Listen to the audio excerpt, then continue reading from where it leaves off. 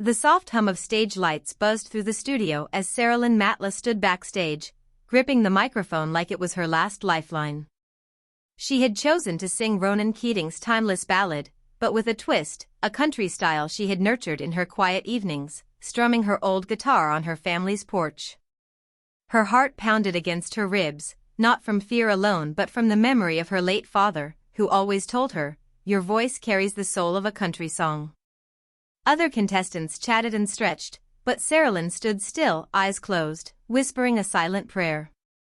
The voice wasn't just a competition for her, it was her chance to heal, to honor her father's memory, and to finally let the world hear the music she'd kept hidden. The stage manager gave her the signal. With trembling hands, Saralyn took her first step toward the blinding lights. The stage stretched out before her like a dream.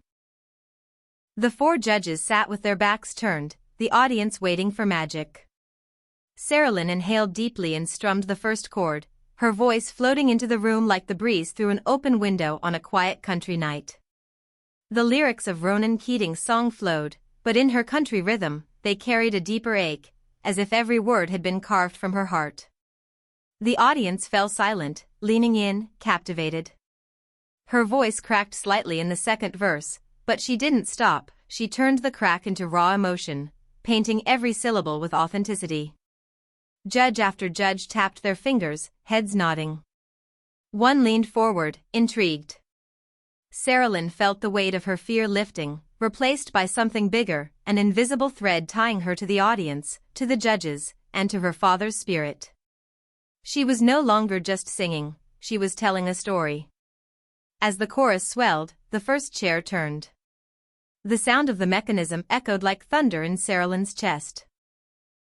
Tears welled up in her eyes, but she steadied her breath and kept singing. Another chair spun around, then a third, each turn feeding her courage. By the final chorus, all 4 judges were facing her, their eyes wide with admiration. The audience erupted in applause, cheering louder than Saralyn had ever imagined possible. She strummed her guitar one last time, letting the final note linger in the air, a delicate goodbye to her father's memory. The silence that followed was thick with emotion. Saralyn lowered the microphone, her chest heaving, her heart racing. For the first time, she wasn't just a small-town girl singing on her porch. She was a woman standing tall on one of the biggest stages in the world, her voice echoing across Australia and into countless hearts. The judges rose to their feet, clapping in unison. One of them spoke first, voice trembling slightly. "Saralyn, that wasn't just a cover, it was a revelation. You took a song we all know and gave it your soul." Another judge leaned in. "Your voice carries pain, but it also carries hope. That's rare, and it's powerful." Saralyn's throat tightened as she whispered, "This song reminds me of my father. He passed before he could hear me sing on a stage like this. Tonight, I felt like he was here." The crowd hushed, and even the judges' eyes glistened.